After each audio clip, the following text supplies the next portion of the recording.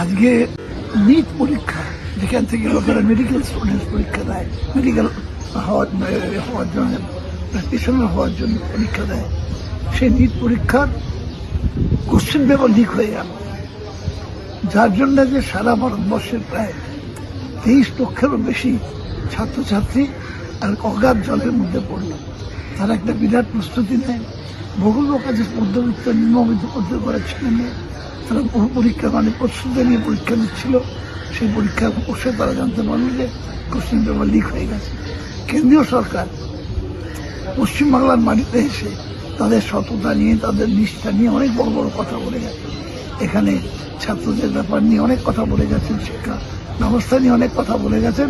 আজকে আমি মনে করি যে তাদের জনগণের কাছে ক্ষমা চাওয়া উচিত, যে তাদের রেজিমেতে এত বড় একটা মানে অন্যায় হলো, যেখানে এতগুলো পরীক্ষার্থী এখন একটা অগাধ জলের মধ্যে পড়লো, যে আগামী দিনে ভবিষ্যৎ রেখে